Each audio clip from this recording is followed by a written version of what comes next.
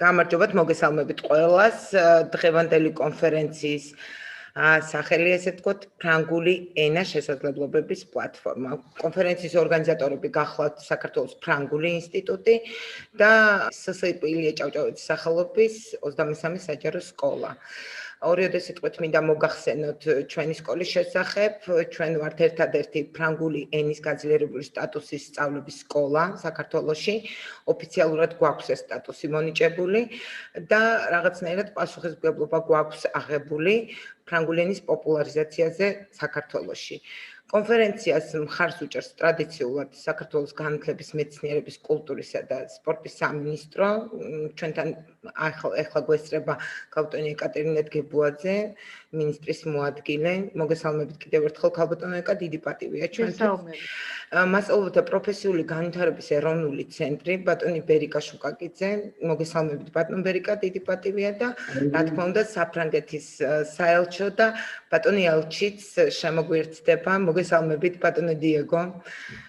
სასიამოვნოა თქვენი ხილვა, უღრმესი მადლობა იმისთვის, რომ გამონახეთ დრო და ჩაგვერთეთ კონფერენციაში. მინდა გითხრათ, რომ ეს უკვე რიგით მეოთხე ღონისძიებაა ჩვენთვის რესპუბლიკური მასშტაბის, მაგრამ ეხლა უკვე შემოგვიერთდნენ უნივერსიტეტები, რაც თავისთავად ძალიან დიდი პატივია.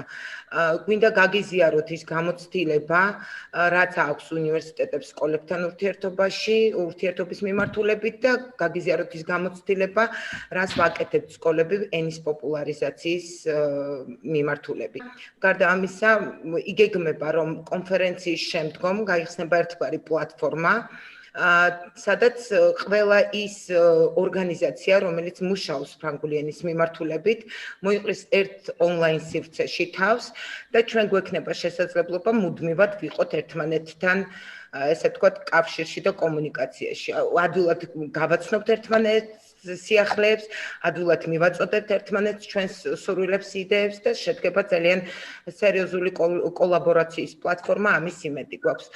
დღევანდელი მომხსენებლების სტატიების, ესე ვთქვათ, ნარატივების მიხედვით შეიქმნება ელექტრონული ჟურნალი, რომელსაც ძალიან დიდი იმედი გვაქვს, რომ როდესმე აუცილებლად გამოვცემთ ციფრული სახით და გვექნება, ესე ვთქვათ, ნარატიული ფორმით წარმოდგენილი ყველა ფრანგულენოვან ორგანიზაციებში, რომლებიც მუშაობენ ფრანგული ენის მიმართულებით. ანუ, მოკლედ, კონფერენციის მიზანია იმ საგანმანათლებლო ორგანიზაციების გამოცდილების გაზიარება, რომლებმაც დაგეგმეს და განახორციელეს ფრანგული ენის სწავლება. ასევე ახალი დონორი ორგანიზაციების მოზიდვა, რომლებიც დაინტერესებული არიან ფრანგული ენის სწავლებით და ახორციელებენ ფრანგული კადრების დასაქმებას და ჩვენი კონფერენცია, რა თქმა უნდა, ტარდება წახალისების, საჯაროების, ობიექტურობის, სამართლიანობის, გამჭვირვალობის, თანასწორობისა და კორექტულობის პრინციპის გათვალისწინებით. მადლობას მოგახსენებთ თითოეულ თქვენთაგანს და ეხლა სიტყვას გადავცემ საქართველოს განათლების, მეცნიერების, კულტურის და სპორტის მინისტრის მოადგილეს ქალბატონ ეკატერინე დგებუაძეს, ჩვენს მხარდამჭერს და უდიდეს პროფესიონალს. დიდი მადლობა ქალბატონო ეკა და გთხოვთ. მოგესალმებით, ძალიან დიდი მადლობა პირველ რიგში მოწვევისთვის. მართლა მაკავშირებს ამ სკოლასთან არა როგორც მინისტრის მოადგილე, არამედ სხვა სტატუსით ძალიან მჭიდრო თანამშრომლობა და ასე ვთქვათ, ვიცნობდი აქამდე ამ სკოლის საქმიანობას, მენეჯმენტს და იმის ინტერესს, რომ თქვათ ამ მიმართულებით, ფრანგული ენის გაძლიერების მიმართულებით ძალიან ბევრი ძალისხმევა ჩადო ამ სკოლამ. მიხარია, რომ ტრადიციულია ყოველწლიურად ეს კონფერენცია, უფრო მეტად ხდება პოპულარიზაცია ფრანგული ენის.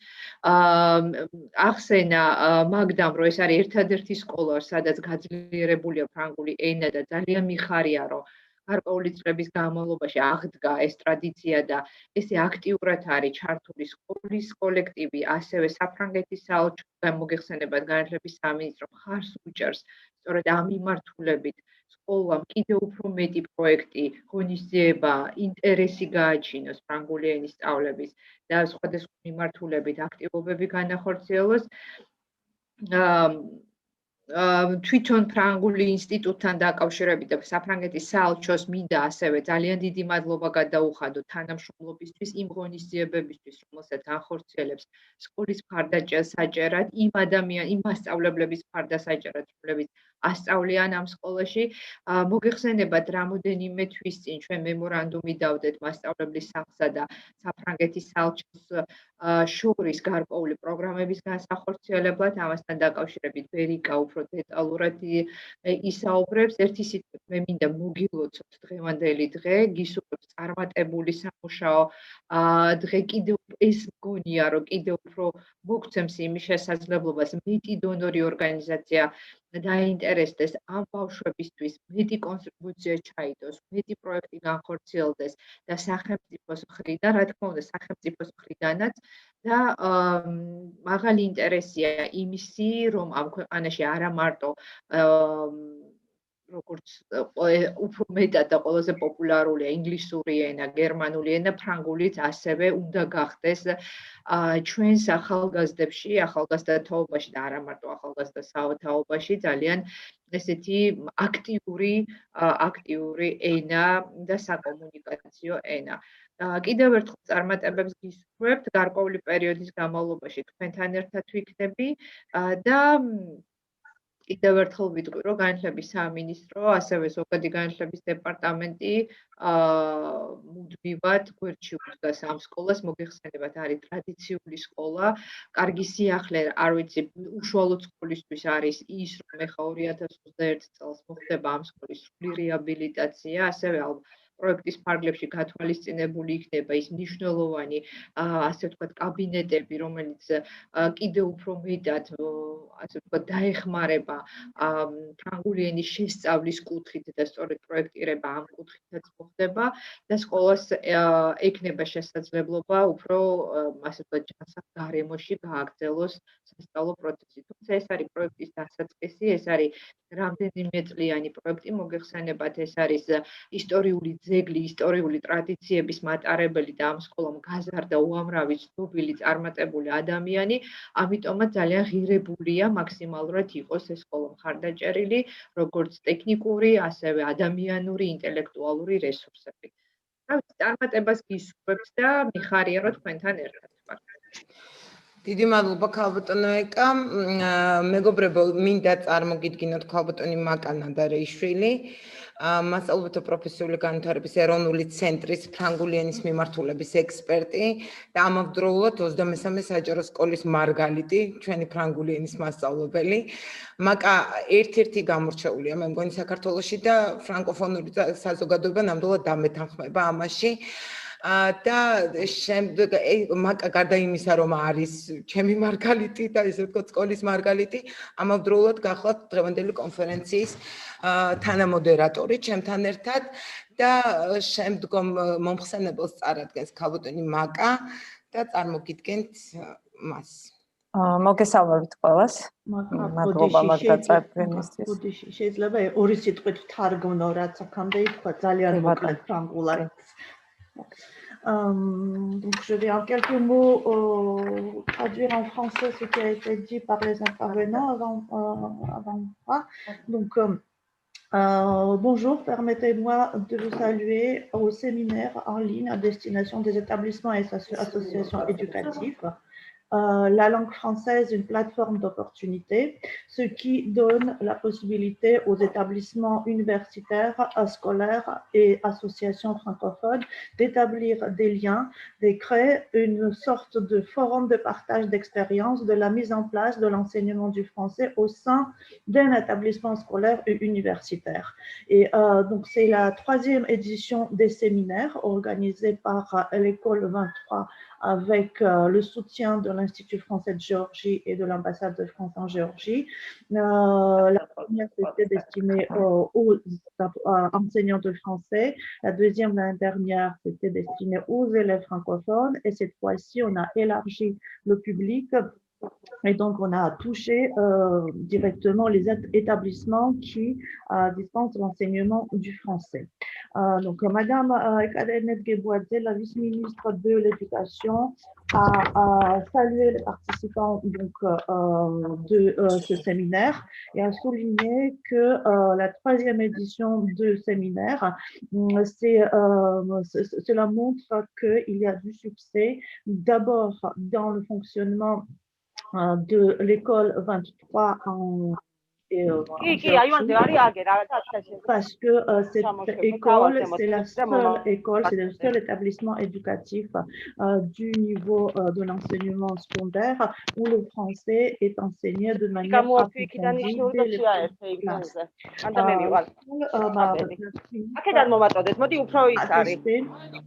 Le soutien du ministère de l'Éducation pour l'école numéro 23 et globalement pour la promotion de l'enseignement de la langue française en Géorgie, en soulignant que très récemment, par exemple, le Centre national du développement des professionnels des professeurs a signé un mémorandum avec l'Institut français de Géorgie qui approfondira davantage les relations déjà existantes depuis des années entre les deux pays pour la promotion de la langue française parce que dans le monde actuel et dans la Géorgie moderne, les élèves apprennent l'anglais, bien sûr, c'est la première langue d'apprentissage, la première langue vivante d'apprentissage, l'allemand et bien sûr le français. Et il est important que le français, l'enseignement du français soit élargi et approfondi dans les établissements scolaires. C'est tout. Molti. მადლობა კეთი, გავაგრძელებ მე მაგდა თქვენის ნებართვით. შემდეგი მომხსენებელი არის ვიტყვი ფრანგულად. Son excellence, monsieur l'ambassadeur Diego Colas. Monsieur, s'il vous plaît. Merci beaucoup Maka, merci beaucoup à tous d'être là aujourd'hui pour l'ouverture de ce séminaire qui va se tenir à l'école 23 sur le français au cœur de l'enseignement. Je suis désolé de ne pas pouvoir m'adresser à vous en géorgien, mais un jour peut-être. Aujourd'hui, nous célébrons la langue française et donc je vais parler également en français. Je voudrais vous remercier, particulièrement ce partenariat que nous avons avec l'école 23, avec le ministère de l'Éducation, avec également l'association du Centre national de développement professionnel des professeurs en Géorgie, avec lequel nous avons donc conclu ce mémorandum récemment. Je crois que la langue française aujourd'hui, grâce à vous, se développe énormément en Géorgie ces jours-ci. Cela répond à une attente importante de la population de se tourner vers la France. Ça répond à une amitié ancienne, à une tradition de proximité entre la France et la Géorgie qui est une chose que nous valorisons énormément en France. Cela répond, je crois, aussi à une détermination de la part de la population géorgienne de se tourner vers l'Occident, vers l'Europe, vers la France, vers l'Ouest en général. Et je crois que cette ancienneté de la relation entre la France et la Géorgie, que la coopération en matière d'enseignement du français incarne mieux que tout, je crois que cette ancienneté-là, il faut la mobiliser au service de la relation, de cette espèce de grand projet national que la Géorgie s'est donné de se tourner vers l'Europe. Il faut donc que l'enseignement du français dans les écoles, dans les universités et même dans la formation continue aide à cette transformation, ce projet de transformation que la Géorgie s'est donné en elle-même. C'est ça que nous essayons de faire et c'est ça qui nous motive aujourd'hui et tous les autres jours. Pour cela, je crois que cette espèce nous sommes dotés de beaucoup d'outils pour justement que l'enseignement de la langue française serve ce grand projet national géorgien. D'abord, nous avons cette espèce de modernisation, cette espèce d'entrée dans l'avenir se traduit par des projets au niveau des écoles. Nous avons beaucoup d'écoles scolaires dans lesquelles le français est enseigné. Il y a également l'école française du Caucase où ces cours se donnent. Nous avons travaillé beaucoup ces jours-ci. Je ne sais pas ce qui se passe avec la vidéo. Nous avons travaillé beaucoup ces jours-ci avec les écoles avec les éditeurs pour pouvoir avoir des manuels plus modernes pour l'enseignement du français. Je suis très content que cela ait abouti. Je crois qu'il y a aujourd'hui un premier niveau dans lequel le français s'enracine en Géorgie, ce sont les écoles. J'en profite pour vous faire part d'une conviction que j'ai. Je sais qu'aujourd'hui, les défis sont très complexes, que c'est très difficile pour un gouvernement de décider ouvrir, fermer, maintenir en présentiel, en distanciel.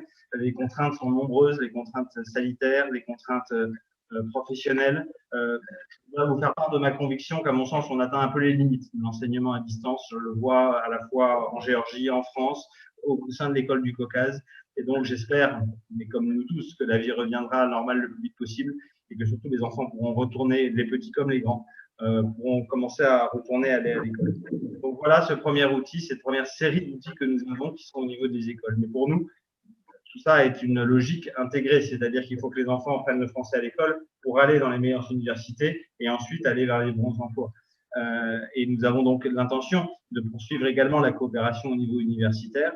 C'est ainsi que c'est mis en place, je crois, avec beaucoup de détermination, et j'en remercie beaucoup David Turtry et toutes les équipes du ministère de l'Enseignement géorgien qui font vivre cette réalité. Mais l'université franco-géorgienne existe aujourd'hui, elle a des cours et elle va rapprocher encore nos deux pays. Il y a aussi c'est grâce à elle que nous attirons les meilleures universités françaises, la Sorbonne dans le domaine des lettres, Saclay dans le domaine de la science, en Géorgie.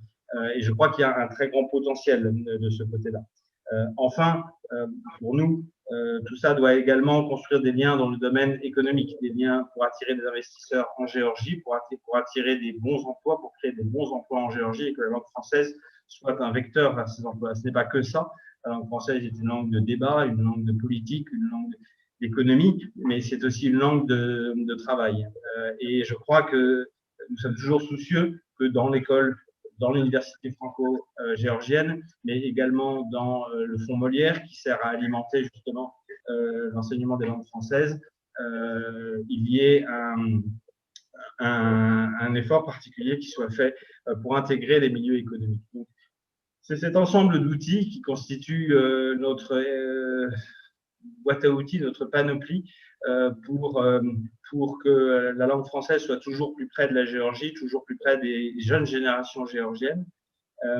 Cet ensemble d'outils, nous souhaitons également qu'il soit bien utilisé. Et c'est pour ça que ce séminaire est très important, parce que c'est vous qui savez, c'est vous qui l'utilisez, et c'est grâce à vous que tout ça sera utilisé au mieux et justement pour rapprocher encore la France de la Géorgie. Et donc, je vous remercie d'être là ce matin et de tous vos travaux. Je ne suis pas sûr de tous les suivre, d'autant qu'ils seront, je crains, en langue géorgienne, mais je vous souhaite le plus grand succès pour cette réflexion qui est très proche. Et j'en profite pour vous remercier parce que je voudrais juste souligner que nous avons tenu il y a quelques jours la journée du professeur de français. J'en profite pour remercier Ketevan pour l'ensemble de ce qu'elle a préparé à cette journée. Je remercie également Mzaro pour avoir accompagné un des grands projets qu'on a maintenant, qui est l'arrivée en Géorgie de la Renaissance française, qui est une association créée en 1918 pour revitaliser l'enseignement de la langue française. À l'époque, c'était en Alsace-Lorraine, mais depuis, c'est dans le monde entier.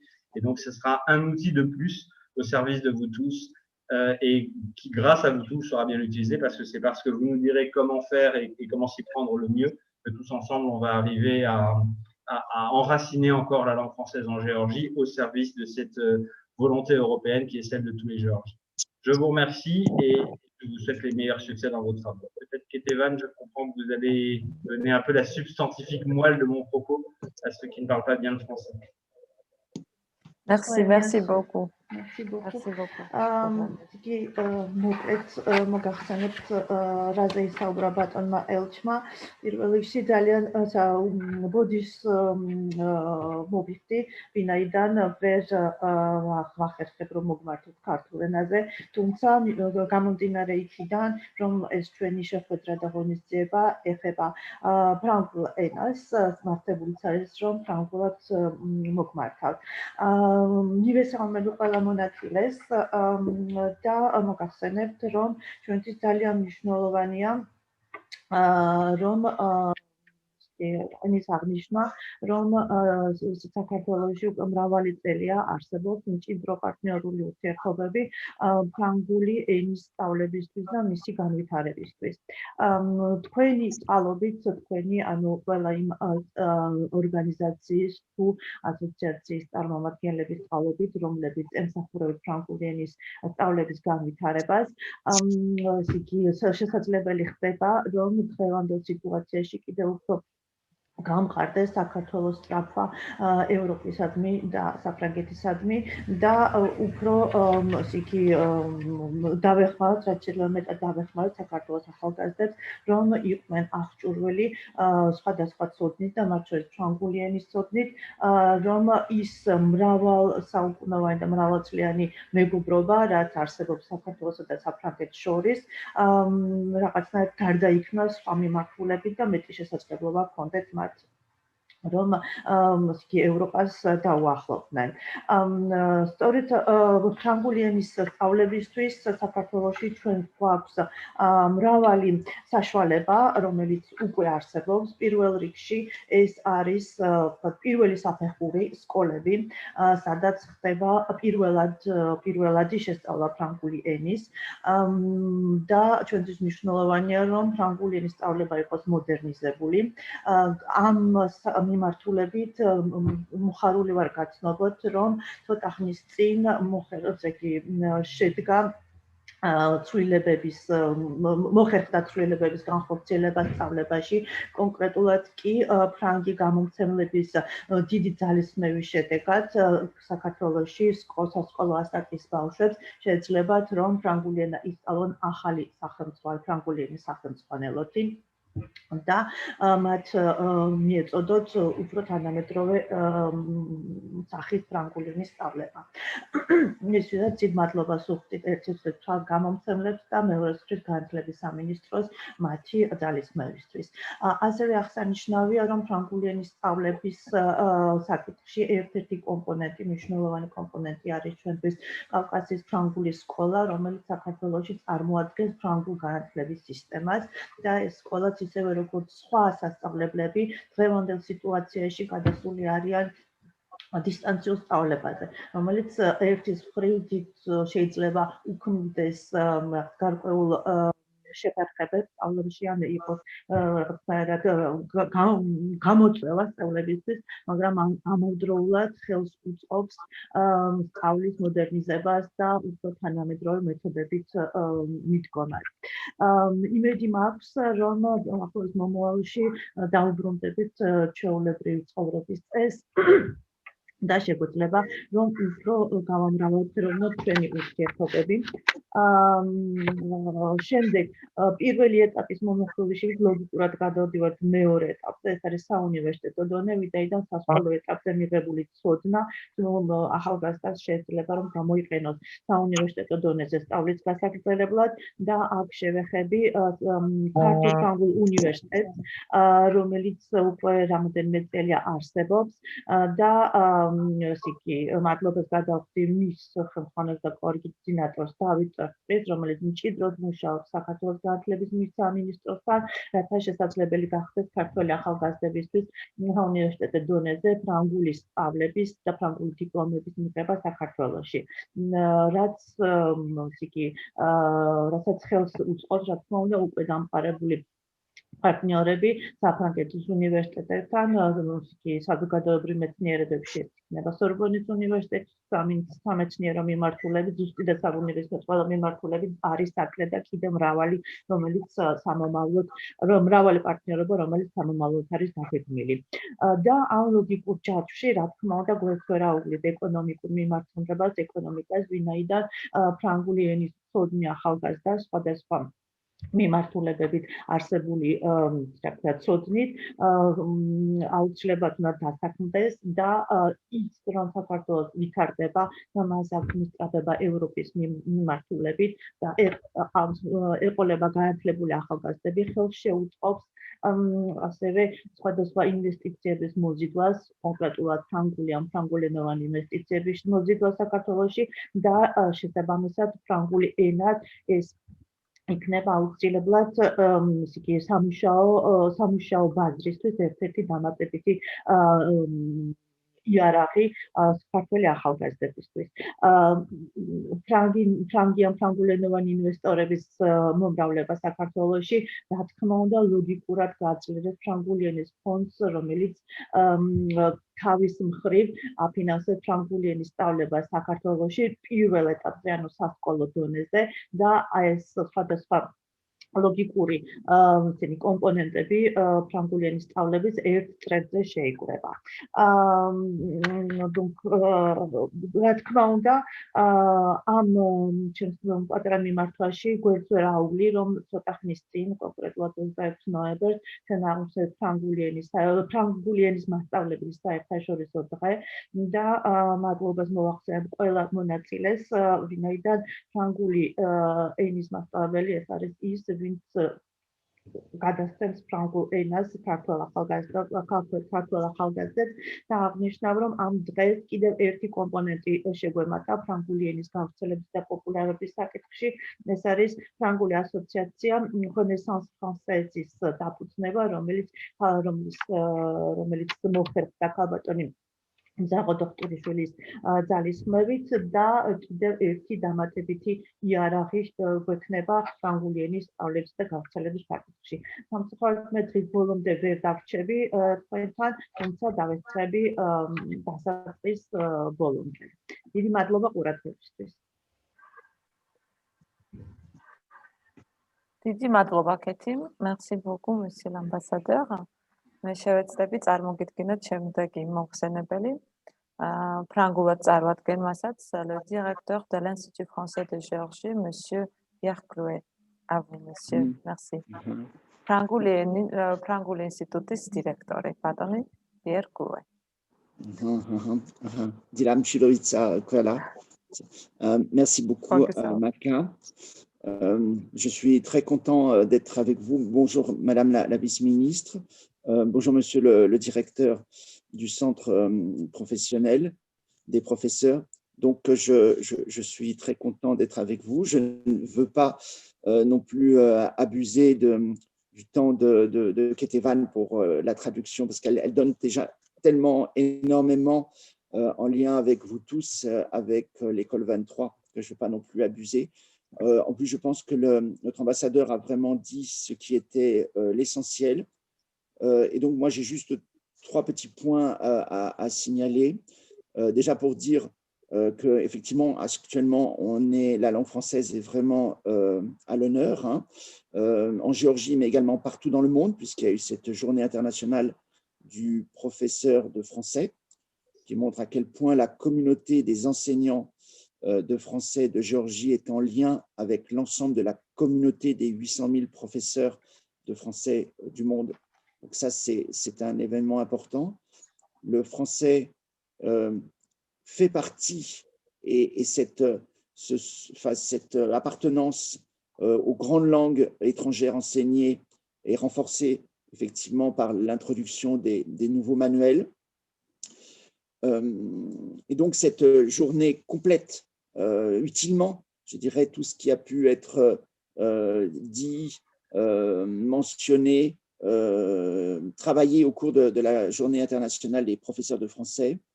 Je tiens quand même à insister sur le rôle particulier de l'école 23, qui est un partenaire extraordinaire, qui en plus a la chance d'être juste à côté de l'Institut français, avec lequel nous organisons énormément d'événements et pour lesquels nous coopérons de façon très étroite. Donc, je me réjouis qu'on puisse tenir ce séminaire. Et puis, mon dernier point, celui que je voudrais signaler, c'est également l'étroitesse et le caractère très concret de notre coopération avec le Centre national de formation des professeurs.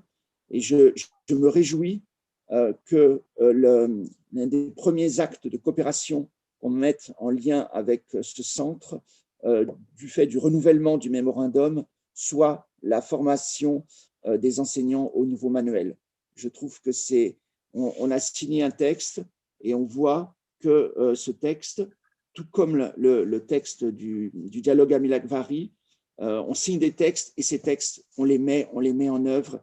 Et ça, vraiment, je trouve ça bien et ça renforce l'idée de la crédibilité de nos actions de coopération. C'est que quand on s'engage, finalement, eh bien, sur des textes, ça ne reste pas des beaux textes qu'on affiche à des murs, mais ce sont des textes qu'on met en œuvre concrètement. Et ça, je trouve ça très bien, surtout en plus dans les conditions pas toujours faciles en matière d'enseignement.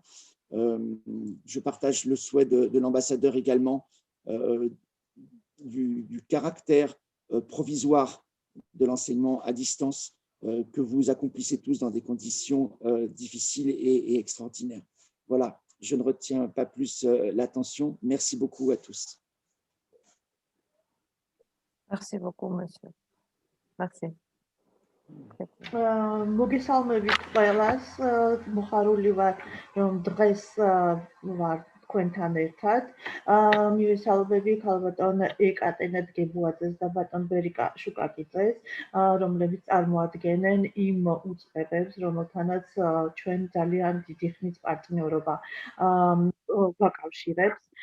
მოხარული ვარ, რომ დღესაც დღევანდელი ღონისძიებით ფრანგული ენა არის დაფასებული და წინ წამოწეული. დიდ ხანს არ გავაგრძელებთ ჩემს სიტყვას, ვინაიდან ბატონმა ერჩმა თავის სიტყვაში მოიხილა ძირითადი ასპექტები, თუმცა აღნიშნავ, რომ გავაგრძელებ იმას ბატონმა, რაც ბატონმა ერჩმა აღნიშნა, რომ რამდენიმე თვის წინ აღნიშნა ფრანგული ენის მასწავლებელთა საერთაშორისო დღე და ქართველი მასწავლებლები შეუერთდნენ ამ დღის აღნიშვნით ფრანგული ენის მასწავლებელთა ძალიან მრავალრიცხოვან თანამეგობრობას, რომელიც აერთიანებს დაახლოებით 800,000 ფრანგული ენის პედაგოგს მთელ მსოფლიოში. და ამით კიდევ ერთხელ აღინიშნა, რომ ფრანგული ენა, რომელიც შედის მთელი მსოფლიოს მასშტაბით გავრცელების მხრივ ერთ-ერთ უმსხვილეს ენათა შორის, ისწავლება საქართველოში, არის დაფასებული საქართველოში და ამიერიდან მისი სწავლებისთვის უკვე საქართველოს სკოლებში არსებობს თანამედროვე და ძალიან ეფექტური ახალი სახელმძღვანელოები, რითაც დიდ მადლობას მოვახსენებ ყველა ამ საქმეში ჩართულ ყველა მხარეს.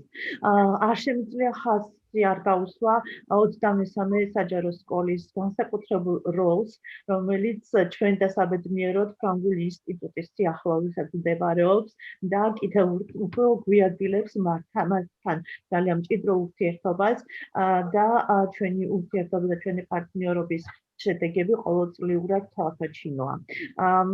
მე ასევე ხაზს გავუსვამ იმ ფაქტს, რომ სასიხარულოა, როდესაც ორგანიზაციებს, მხარეებს შორის დადებული შეთანხმებები თუ მემორანდუმები არ რჩება უბრალოდ ქაღალდზე ჩამოწერილ პუნქტებად და ნამდვილად რეალობაშიც განხორციელდება ხოლმე და მოგახსენებთ, რომ ერთ-ერთი ის პუნქტი, რომელიც ჩაწერილი იყო ჩვენსა და მასწავლებელთა პროფესიული განვითარების ცენტრს შორის გაფორმებულ მემორანდუმში, რომელიც ეხებოდა ფრანგული ენის პედაგოგების ტრენინგებს ახალი სახელმძღვანელოების გამოყენებაში, არის პირველი, რომელიც შესრულდება, ვინაიდან უახლოეს მომავალში უკვე დავიწყებთ თანამშრომლობას ცენტრთანაც და პედაგოგებთან, რათა მოხდეს მათი ტრენინგება. და ასევე შეუერთდები ელჩის განცხადებას და იმედს ვიტოვებ, რომ არსებული სიტუაცია, ანუ დისტანციური სწავლება და არსებული შეზღუდვები, ეს მხოლოდ დროებითი არის და უახლოეს მომავალში დაუბრუნდებით ჩვეულ სამუშაო რიტმს. მადლობა. მადლობა ქეთი, უღრმესი მადლობა. მოკლედ ახლა მინდა წარმოგიდგინოთ, მადლობა ბატონ ელჩს, მადლობა ქალბატონ ეკატერინეს და ბატონ გლუეს. ძალიან დიდი მადლობა. ნამდვილად ვგრძნობთ ყველა ფეხის ნაბიჯზე ფრანგული ინსტიტუტის მხარდაჭერას და ჩვენთვის დიდი პატივია თქვენთან თანამშრომლობა. და შესაძლებლობა, რომელიც ჩვენ გაგვაჩნია თქვენთან თანამშრომლობით, რომელიც გვექნება. ახლა მინდა წარმოგიდგინოთ ბატონი ბერიკა შუკაკიძე, მასწავლებლთა პროფესიული განვითარების ეროვნული ცენტრის დირექტორი. ბატონი ბერიკა არის მხარდამჭერი ყველა ინიციატივის, იგი უშუალოდ ჩართულია ყველა სახის პროცესებში და არის ძალიან კომფორტული ამ ადამიანთან ურთიერთობა ყველასთვის და განსაკუთრებით მისი ყოფილი სტუდენტებისთვის ალბათ. ბატონ ბერიკა, გთხოვთ, დიდი მადლობა რომ ბრძანდებით ჩვენთან ერთად.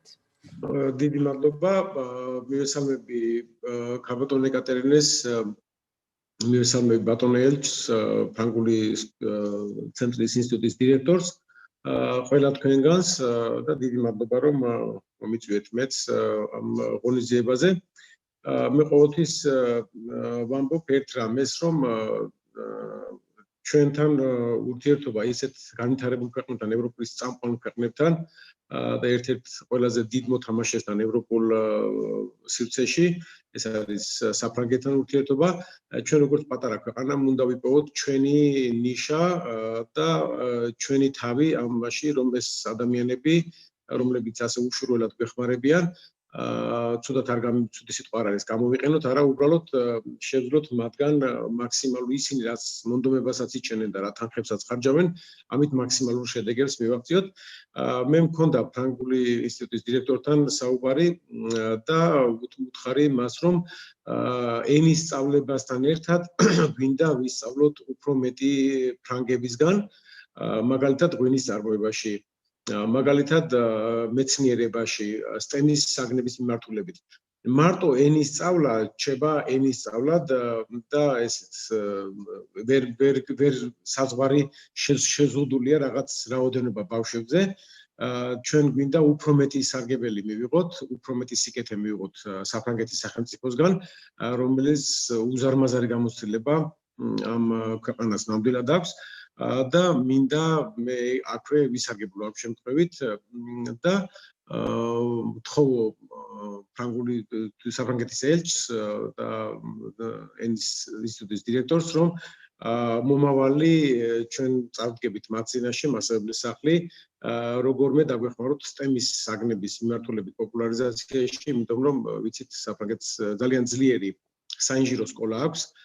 ეს ტრადიციული სკოლა, საუკუნეები ეს კულტურა მათთან არსებობს და გარდა იმისა, ჩვენ კიდევ ერთხელ ვამბობ, შეგვიძლია ბევრი სხვა სიკეთე, ბევრი რამ შეგვიძლია ვისწავლოთ ფრანგი ხალხისგან, იმიტომ რომ მათ აქვს უზარმაზარი გამოცდილება, დაგროვებული გამოცდილება, ბევრი ისეთი მიმართულებით, რომელიც სასიცოცხლოდ მნიშვნელოვანია ჩვენთვის და მე ამ შემთხვევაში გამოვყოფ ინჟინერიას, STEM-ის საგნების მიმართულებას და ღვინის წარმოებას.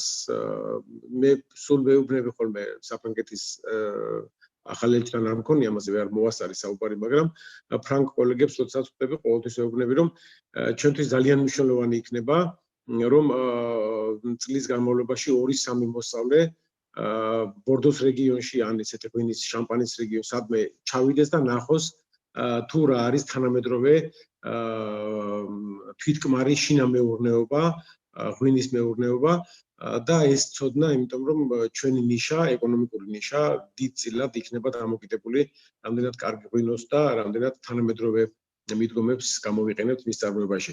ფრანგული ენის სწავლა ძალიან კარგია, ძალიან რომანტიული ენაა და მაგრამ ეხლა რომანტიკა კარგი არის, როდესაც ეკონომიკურად კარგად ვარ, თორე თუ ეკონომიკურად გიჭირს რომანტიკის დრო მე მგონი ნამდვილად აღარ არის და კარგი იქნება თუ ბატონი ელჩი და ფრანგული ენის ინსტიტუტის დირექტორიც ჩვენ ვისაუბრეთ ამაზე უკვე უფრო მეტად დაგვეხმარებით იმ გამოცდილების გაზიარებაში, რაშიდაც თქვენ ყველაზე მეტად წარმატებულები ხართ. ეს არის ინჟინერია, ბევრი მიმართულებით ბუნებრივია. მსოფლიო პოლიტიკის ერთ-ერთი დიდი მოთამაშე იყო ყოველთვის საფრანგეთში და იქნება კიდევაც. მაგრამ მოგვეხმარეთ თანამედროვე ტექნოლოგიებით ღვინის წარმოებაში, მოგვეხმარეთ ინჟინერიაში. ქალბატონი მზაღო ილიას უნივერსიტეტიდან ჩვენ მეზობლები ვართ, ვეღარ დავდივარ ახლა ილიაში ვეღარ დავდივართ, მაგრამ ძალიან გული მწყდება, რომ საინჟინრო ფაკულტეტზე, ფიზიკის ფაკულტეტზე, ქიმიის ფაკულტეტზე ილიას უნივერსიტეტი გარკვეულწილად სამართალმემკვიდრეა ძველი პედაგოგიური ინსტიტუტისა და ფიზიკის ფაკულტეტზე წერს არც ერთი ბავშვი არ აქვს. ქიმიაზე არც ერთი ბავშვი არ ყავს. ფიზიკაზე ერთი ბავშვი ყავს. ბიოლოგიაზე 8 სტუდენტი ყავს. როგორ შეიძლება ჩვენი ქვეყანა განვითარდეს და ჩვენ ქვეყანას მომავალი ქონდეს, როდესაც ამ ყველა ძირითადი საგნის მიმართულებით ასეთი ჩამორჩენა გვაქვს და ასეთი სავალალო მდგომარეობა გვაქვს. ქუთაისის პედაგოგიური და პოლიტექნიკური ინსტიტუტების გაერთიანებაში მხოლოდ ერთი ფიზიკის სტუდენტი ყავს.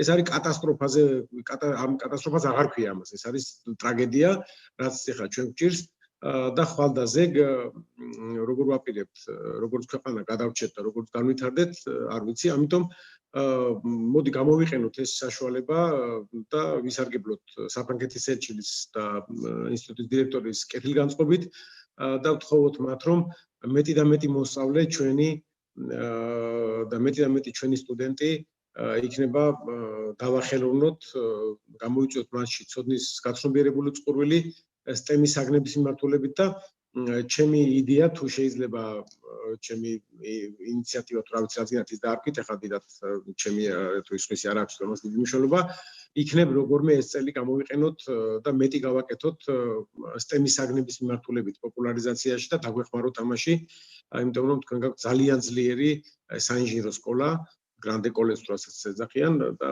ძალიან დიდი გამოცდილება ამ მიმართულებით და გთხოვთ რომ აი ესეთი რაღაც ეს წელი იქნებ როგორმე ამ მიმართულებით მეტად დაგვეხმაროთ ჩვენი ცენტრს აქვს ახალი წამოწყება STEM-ის საგნების ლაბორატორიის კუთხით და აქაც ძალიან დიდად მადლობელი დარჩებით თუ მოგვეხმარებით არა მარტო ფრანგული ენის გაძლიერებით სკოლებში არამედ ფიზიკა, ბიოლოგია, ქიმია ისტის, ინჟინერიის, ზოგადად ინჟინერიის გაძლიერებით სასკოლო დონეზე და მერე შემდგომ ნაყოფი იქნება საუნივერსიტეტო დონე. იმიტომ რომ ჩვენ ახლა გვინდა დავკრიფოთ ხილი და ხი არ გვაქვს დარგული. ხილს ისე ვერ დავკრიფთ.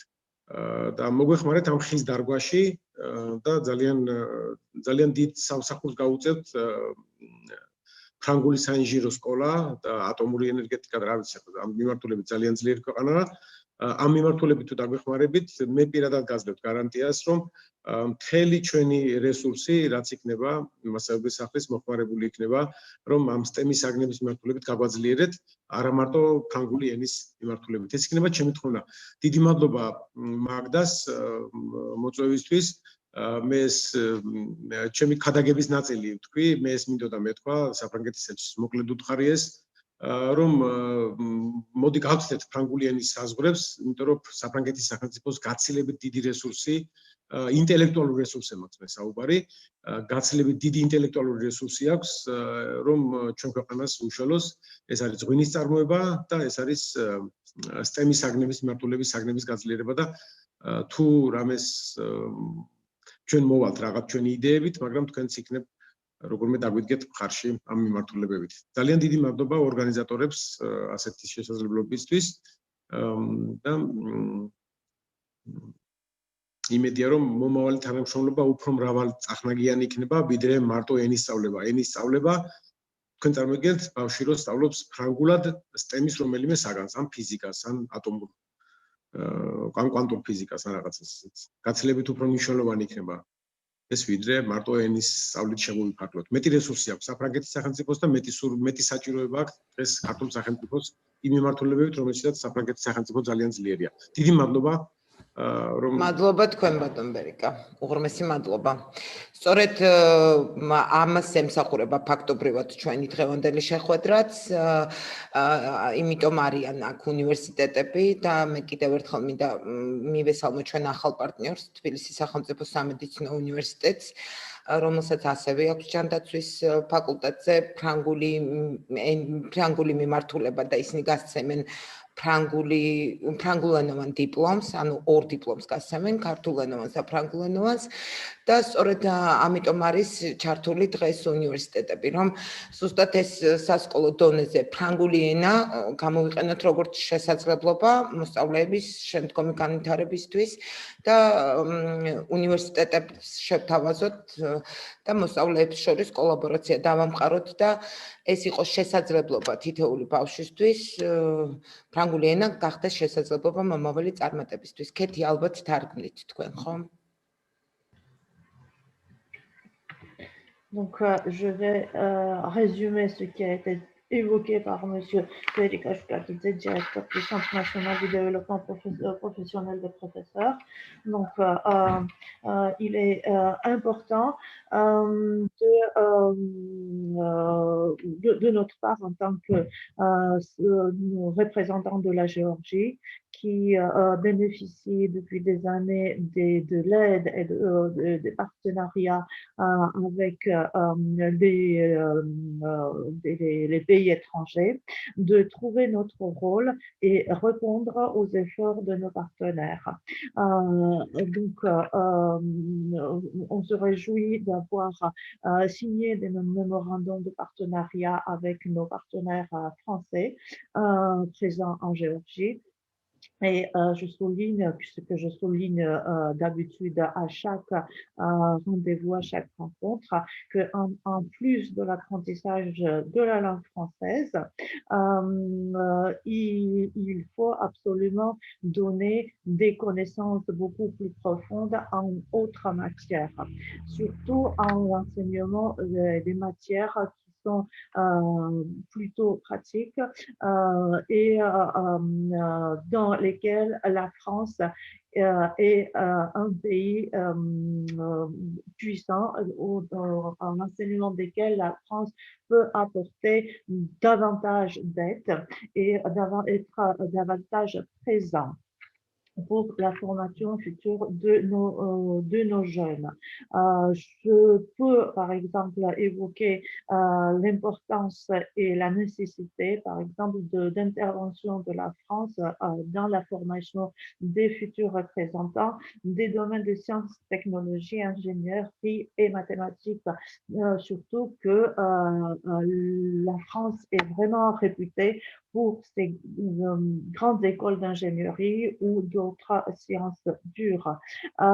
Pourquoi pas donner la possibilité aux élèves géorgiens de commencer, de s'intéresser davantage à ces matières et d'avoir la possibilité d'observer de près tout ce qui peut être utile pour eux dans leur avenir, dans leur formation en tant que professionnels des domaines.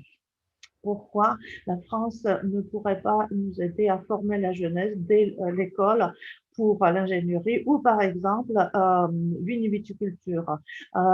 S'il est possible de nous aider à envoyer par exemple 2 ou 3 élèves par an dans les régions françaises pour le domaine de viticulture, par exemple Bordeaux-Champagne, pour que ces jeunes aient la possibilité d'observer sur place comment fonctionne la production et les sociétés qui n'ont pas besoin d'aide de l'État ou des autres sources.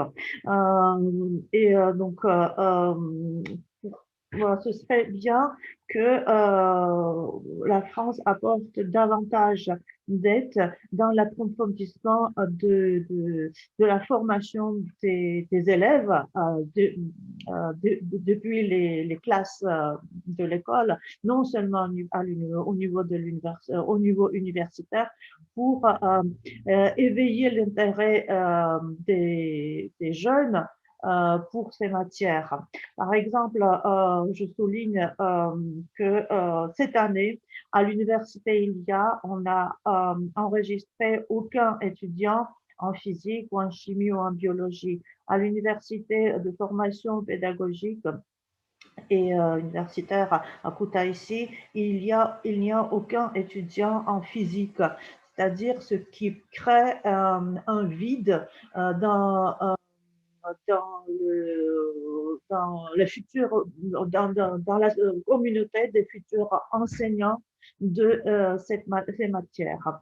Donc là aujourd'hui, j'ai saisi l'occasion pour évoquer cette question encore de plus et remonter ce problème au niveau de l'ambassadeur de France. Merci beaucoup.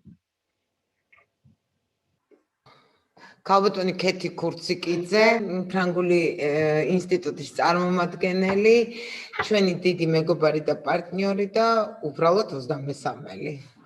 დიდი მადლობა ქეთი.